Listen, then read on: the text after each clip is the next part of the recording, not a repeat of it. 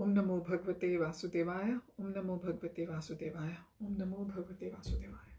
We will continue our reading from the Nectar of Devotion, Bhakti Rasamrita Sindhu, by His Divine Grace, A.C. Bhaktivedanta Swami Prabhupada, originally by Rūpa Gosvāmī. Mukam karoti vachalam, pangum langhayate girim yat kripatamam vande Shri Gurum Deen Tarinam Paramanand Madhavam Shri Chaitanyeshwaram Hari Om Tat Sat. Chapter 10, Techniques of Hearing and Remembering. Hearing. The beginning of Krishna consciousness and devotional service is hearing, in Sanskrit called Shravanam. All people should be given the chance to come and join devotional parties so that they may hear. This hearing is very important for progressing in Krishna consciousness. When one links his ears to give oral reception to the transcendental vibrations, he can quickly become purified and cleansed in the heart. Lord Chaitanya has affirmed that this hearing is very important. It cleanses the heart of the contaminated soul so that he becomes quickly qualified to enter into devotional service and understand Krishna consciousness. In the Garud Puran, the stress on hearing is expressed very nicely. It is said there, the state of conditioned life in the material world is just like that of a man lying unconscious. Having been bitten by a snake, this is because both such unconscious states can be ended by the sound of a mantra. When a man is snake bitten, he does not die immediately, but first becomes unconscious and remains in an comatose condition. Anyone who is in the material world is also sleeping, as he is ignorant of his actual self or his actual duty and his relationship with God. So materialistic life means that one is bitten by the snake of Maya, illusion, and thus, without any Krishna consciousness, is almost dead. Now, the so-called dead man bitten by a snake can be brought back to life by the chanting of some mantra. There are expert chanters of these mantras who can perform this feat. Similarly, one can be brought back into Krishna consciousness from the deadly unconscious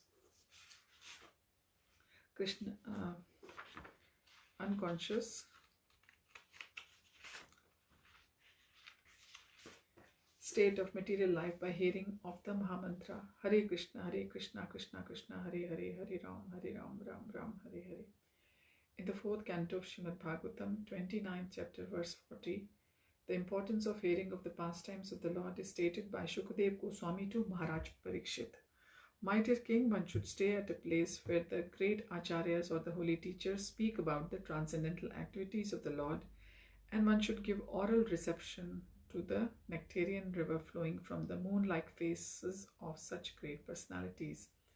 If someone eagerly continues to hear such transcendental sounds, then certainly he will become freed from all material hunger, thirst, fear, and lamentation, as well as all illusions of material existence. Sri Chaitanya Mahaprabhu also recommended this process of hearing as a means of self-realization in the present age of Kali. In this age, it is very difficult to follow thoroughly the regulative principles and studies of the Vedas which were formerly recommended.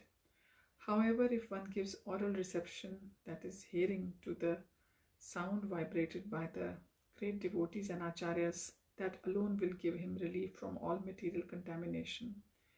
Therefore, it is the recommendation of Chaitanya Mahaprabhu that one should simply hear from authorities who are actually devotees of the Lord. Hearing from professional men will not help. If we hear from those who are actually self-realized, then the nectarian rivers like those which are flowing on the moon planet will flow into our ears. This is the metaphor used in the above verse. As stated in Bhagavad-Gita, a materialistic person can give up his material hankerings only by becoming situated in Krishna consciousness. Unless one finds a superior engagement, he will not be able to give up his inferior engagement. In the material world, everyone is engaged in the illusory activities of the inferior energy. But when one is given the opportunity to relish the activities of the superior energy performed by Krishna, then he forgets all his lesser pleasures. When Krishna speaks on the battlefield of Kurukshetra to the materialistic person, it appears that this is simply talk between two friends. But actually it is a river of nectar flowing down from the mouth of Sri Krishna. Arjun gave oral reception to such vibrations, and thus he became freed from all the illusions of material problems.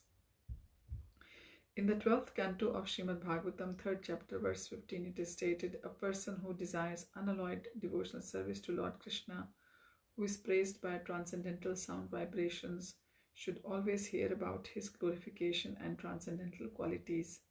This will surely kill all kinds of inauspiciousness in the heart, expecting the Lord's mercy. In the 10th canto, 14th chapter, verse 8, it is said, my dear Lord, any person who is constantly awaiting your causeless mercy to be bestowed upon him and who goes on suffering the resultant actions of his past misdeeds, offering you respectful obeisances from the core of his heart, is surely eligible to become liberated, for it has become his rightful claim.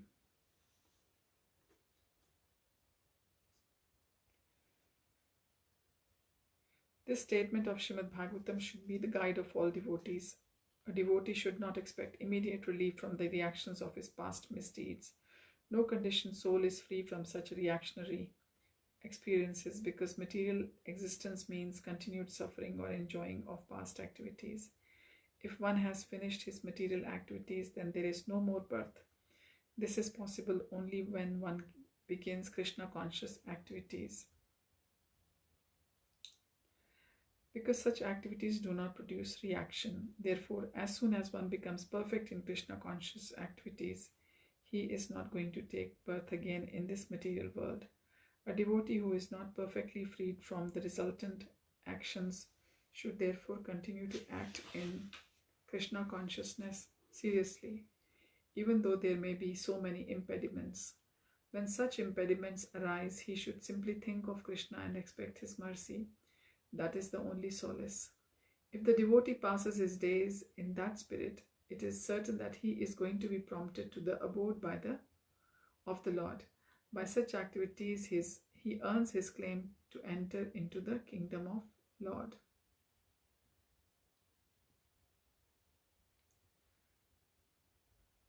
The exact word used in this verse is dayabhak.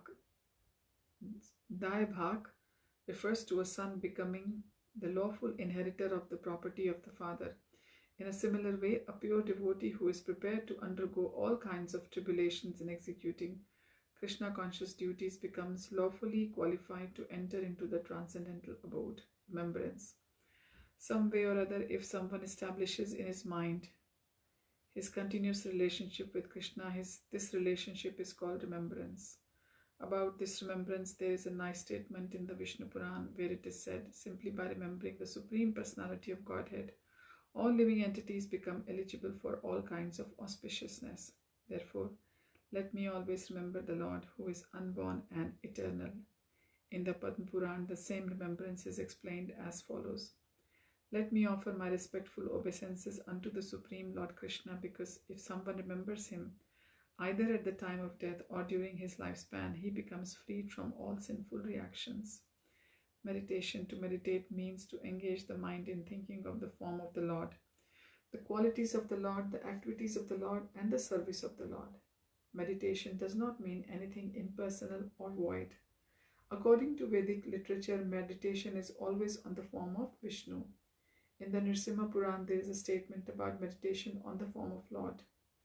It is said there, meditation focusing on the lotus feet of the Supreme Personality of Godhead has been accepted as transcendental and beyond the experience of material pain and pleasure. By such meditation, even one who is grossly miscreant can be delivered from the sinful reactions of his life. In the Vishnu Dharma, there is a statement about meditation on the transcendental qualities of the Lord. It is said, persons who are constantly engaged in Krishna consciousness and who remember the transcendental qualities of the Lord become free from all reactions to sinful activities, and after being so cleansed, they become fit to enter into the kingdom of God. In other words, no one can enter into the kingdom of God without being freed from all sinful reaction. One can avoid sinful reactions simply by remembering the Lord's form, qualities, pastimes, etc. In the Padma Puran, there is a statement about remembering the activities of the Lord. A person who is always engaged in meditation on the sweet pastimes and wonderful activities of the Lord surely becomes freed from all material contamination. In some of the Purans, the evidence is given that if someone is simply meditating on devotional activities, he has achieved the desired result and has seen face to face the Supreme Personality of Godhead. In this connection, there is a story in the Brahma Vaivarta Puran that in the city of Pratishthanpura in South India, there was once a Brahman who was not very well to do, but who was nevertheless satisfied in himself, thinking that it was because of his past misdeeds and by the desire of Krishna that he did not get sufficient money and opulence. So he was not at all sorry for his poor material position, and he used to live very peacefully. He was very open-hearted, and sometimes he went to hear some lectures delivered by great realized souls. At one such meeting, while he was very faithfully hearing from Vaishnava activities, he was informed that these activities can be performed even by meditation. In other words, if a person is unable to actually perform Vaishnava activities physically, he can meditate upon the Vaishnava activities and thereby acquire all of the same results. Because the Brahman was not very well to do financially, he decided that he would simply meditate on grand royal devotional activities, and he began this business thus. Sometimes he would take his bath in the river Godavari. After taking his bath, he would sit in a secluded place on the bank of the river, and by practicing the yoga exercises of pranayam, the usual breathing exercises, he would concentrate his mind. These breathing exercises are meant to mechanically fix the mind upon a particular subject. That is the result of breathing exercises and also of the different sitting postures of yoga. Formerly, even quite ordinary persons used to know how to fix the mind upon remembrance of the Lord, and so the Brahman was doing this. When he had fixed the form of the Lord in his mind, he began to imagine in his meditations that he was dressing the Lord very nicely in costly clothing with ornaments, helmets, and other paraphernalia. When he offered his respectful obeisances by bowing down before the Lord, after finishing the dressing, he began to imagine that he was cleaning the temple very nicely. After cleansing the temple, he imagined that he had many water jugs made of gold and silver, and he took all those jugs to the river and filled them with the holy water. Not only did he collect water from the Godavari, but he collected from the Ganges, Yamuna, Narmada, and Kaveri. Generally, a Vaishnava, while worshipping the Lord, collects water from all these rivers by mantra chanting. This Brahman, instead of chanting some mantra, imagined that he was physically securing water from all these rivers in golden and silver water pots. Then he collected all kinds of paraphernalia for worship: flowers, fruits, incense, and sandalwood pulp. He collected everything to place before the deity. All these waters, flowers, and scented articles were then very nicely offered to the deities to their satisfaction. Then he offered arti, and with the regulative principles, he finished all these activities in the correct worshipping method. He would daily execute similar performances such as his routine work, and he continued to do so for many years. Then one day the Brahman imagined in his meditations that he had prepared some sweet rice with milk and sugar and offered the preparation to the deity. However, he was not very satisfied with the offering because the sweet rice had been prepared recently and it was still very hot. This preparation, sweet rice, should not be taken hot. The cooler the sweet rice, the better its taste. So because the sweet rice had been prepared by Brahman very recently, he wanted to touch it so that he could know whether it was fit for eating by the Lord. As soon as he touched the sweet rice pot with his finger, he immediately was burnt by the heat of the pot. In this way, his meditation broke. Now, when he looked at his finger, he saw that it was burned, and he was wondering in astonishment how this could have happened, because he was simply meditating on touching the hot sweet rice. He never thought that his finger would actually become burnt. While he was thinking like this in Vaikuntha, Lord Narayan, seated with the goddess of fortune Lakshmi, began to smile humorously on seeing this smiling of the Lord. All the goddesses of fortune attending the Lord became very curious and asked Lord Narayan why he was smiling. The Lord, however, did not reply to their inquisitiveness, but instead immediately sent for the Brahman. An airplane sent from Vaikuntha immediately brought the Brahman into Lord Narayan's presence. When Brahmana was thus present before the Lord and the goddess of fortune, the Lord explained the whole story. The Brahman was then fortunate enough to get an eternal place in Vaikuntha in the association of the Lord and his Lakshmis. This shows how the Lord is all-pervading in spite of his being locally situated in his abode. Although the Lord was present in Vaikuntha, he was present also in the heart of the Brahmana when he was meditating on the worshipping process. Thus we can understand that things offered by the devotees even in meditation are accepted by the Lord, and they help one achieve the desired result. Now we will start chapter 11, Aspects of Transcendental Service. Servitorship. In the opinion of the karmis, that is the fruitive workers, offering the result of karmas is called servitorship. But according to Vaishnavacharyas like Rūpa Gosvāmī, servitorship means constant engagement in some kind of service to the Lord. In the Skanda Purana, it is said that those who are attached to ritualistic activities, the 4 orders of the social life and the 4 orders of the spiritual life, are considered devotees. But when devotees are actually engaged in offering service to the Lord directly, these must be Bhagavatas or pure devotees. Those who are engaged in fruitive activities or prescribed duties according to the 4 orders of the social and spiritual life are not actually pure devotees, but still because they are offering the results to the Lord, they are accepted as devotees.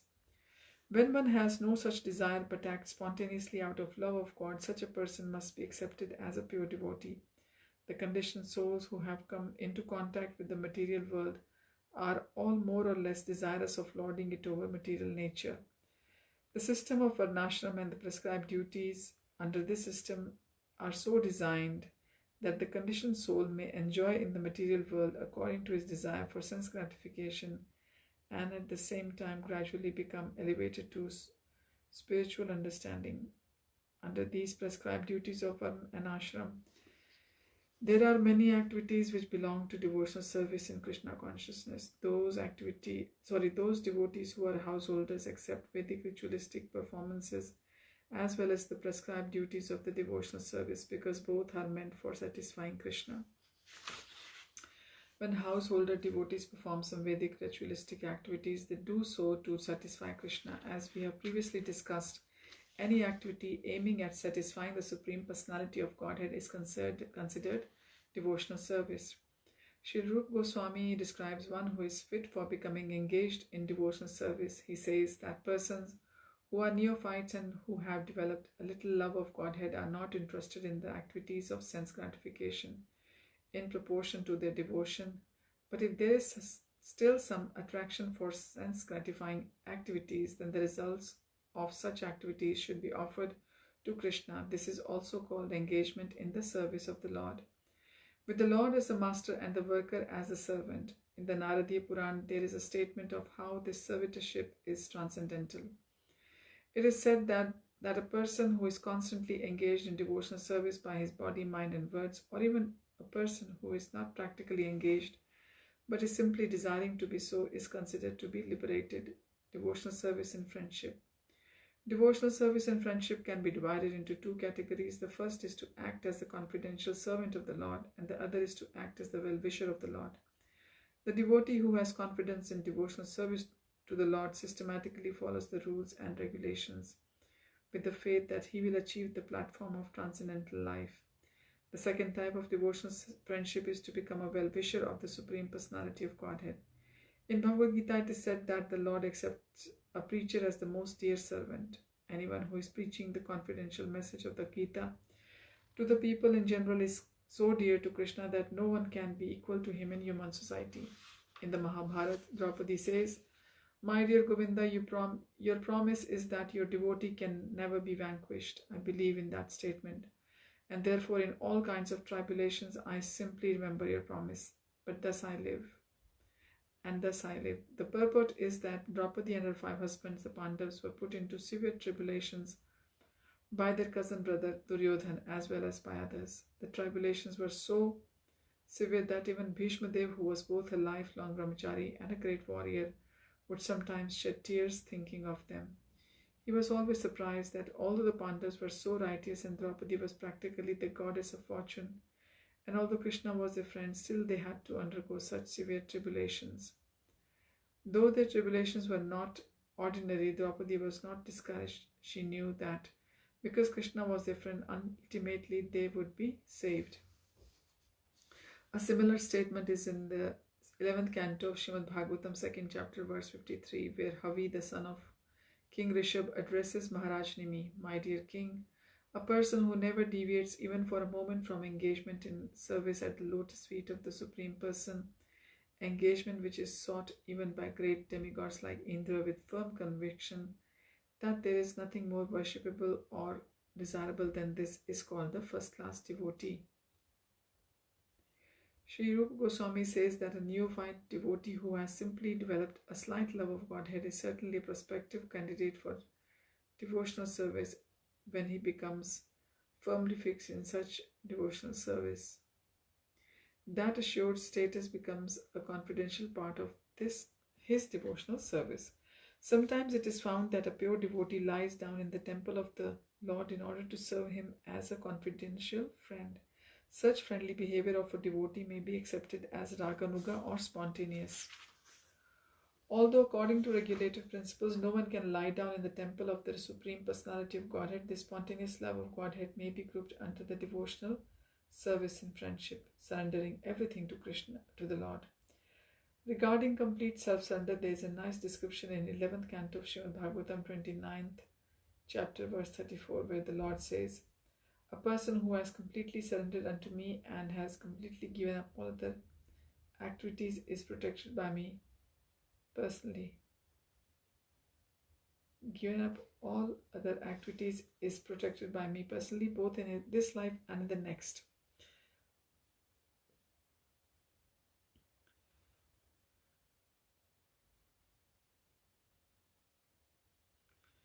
In other words, I wish to help him become more and more advanced in spiritual life. Such a person is to be understood as having already achieved sarshti, having equal opulences with the Supreme. It is also confirmed in Bhagavad-Gita that soon as a person surrenders unto the lotus feet of Krishna, Krishna takes charge of him and gives him guarantee of protection from all sinful reactions. He also instructs from within so that the devotee may very quickly make advancement toward spiritual perfection. This self-surrender is called Atmanivedan. According to different authorities, self is differently defined. Self is sometimes considered to refer to the spirit's self or soul, and self is sometimes considered to refer to the mind or to the body. Self-surrender therefore means not only surrendering one's self or spirit soul, but also surrendering one's mind and body to the service of the Lord. Srila Bhaktivinoda Thakur has sung a nice song in this connection while offering himself as a fully surrendered soul. He said, my mind, my household affairs, my body, whatever is in my possession, my dear Lord, I offer to you for your service. Now you can do with them as you like. You are the supreme possessor of everything. So if you like, you can kill me, or if you like, you can give me protection. All authority belongs to you. I have nothing to claim as my own. Sri Yamunacharya, in his prayers to the Lord, has expressed a similar idea in the following words. My dear Lord, I may be living within some body as a human being or as demigod, but whatever mode of life, I do not mind, because these bodies are simply byproducts of the three modes of material nature. And I, who am in possession of these bodies, am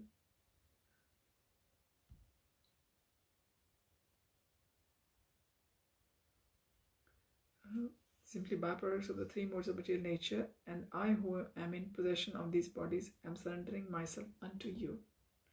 In the Hari Bhakti Vivek, there is a statement regarding how one can offer his body in self-surrender. The devotee says, my dear Lord, as a souled animal has no need to think about his maintenance and sustenance, so because I have given up my body and soul unto you, I am no longer concerned with my maintenance and sustenance. In other words, one should not bother about his personal family maintenance or sustenance. If one is actually surrendered in body and soul, he should always remember that his only concern is to be engaged in the service of the Lord. Srila Rūpa Gosvāmī says that devotional service in friendship and devotional service in self-surrender are two difficult processes. Therefore, such relationships with the Lord can very rarely be seen. Only for the advanced devotees are these two processes easily executed. The purport is that it is very rare to see surrender which is mixed with sincere ecstatic devotion. One must give himself completely to the will of the Lord, offering a favorite article. In the 11th canto of Srimad Bhagavatam, 11th chapter, verse 41, Lord Krishna says to Uddhav, "My dear friend, if someone offers me the best things in his possession or anything which is very pleasing to him, he will be eternally benefited." Performing all endeavors for Krishna. In the Narad Pancharatra, there is a statement of how one can act in all spheres of life for the satisfaction of the Lord. It is stated that that a person who is actually in devotional service must be engaged in all kinds of activities, those prescribed in the revealed scriptures and also those which are accepted for livelihood. In other words, not only should a devotee engage himself in the prescribed duties of devotional service which are mentioned in the revealed scriptures, but he should also perform the duties of his practical life in Krishna consciousness. For example, a devotee who has a great establishment or factory may offer the fruits of such material possessions for the service of the Lord, being a surrendered soul. In the Hari Bhakti Vilas, there is the following statement about self-surrender. My dear Lord, a person who has surrendered himself unto you, who is in the firm conviction that he is yours and who actually acts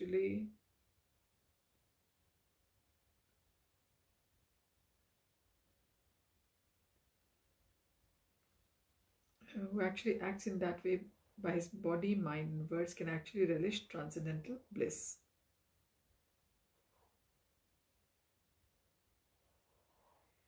In the Nrisimha Puran, Lord Nrisimhadev says, anyone who helps prays unto me and takes shelter from me becomes my ward or my child, and I protect him always from all sorts of calamities. Serving trees such as the Tulsi. In the Skanda Puran, there is a statement praising the Tulsi tree as follows: let me offer my most respectful obeisances unto this Tulsi tree,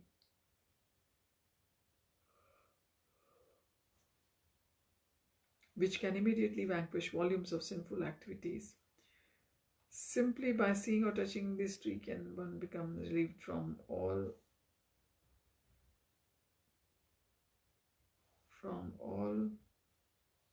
distresses and diseases.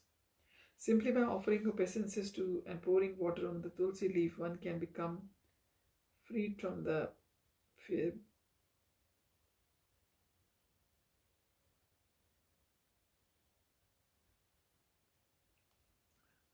Simply by seeing or touching this tree, I'll read it again. Let me offer my respectful obeisances unto the tulsi tree, which can immediately vanquish volumes of sinful activities. Simply by seeing or touching this tree, one can become relieved from all distresses and diseases. Simply by offering obeisances to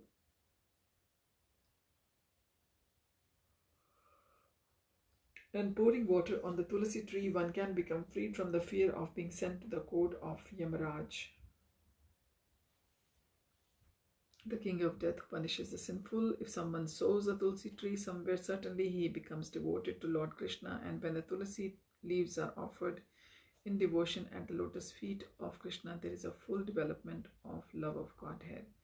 In India, all Hindus, even those not belonging to the Vaishnava group, take special care of the tulsi tree, even in great cities where it is very difficult to keep.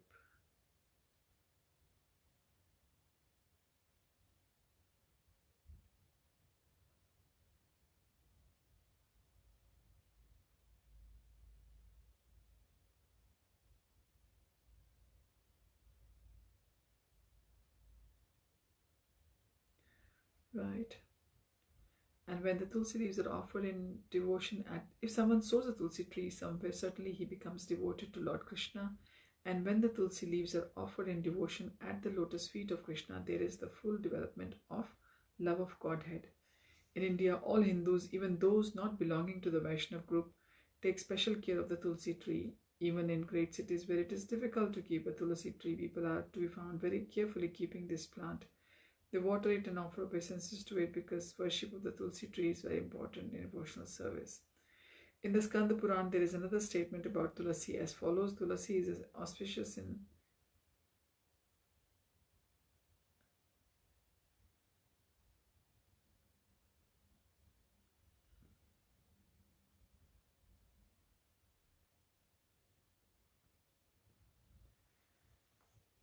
offering obeisance to the Tulsi and worship is also very important.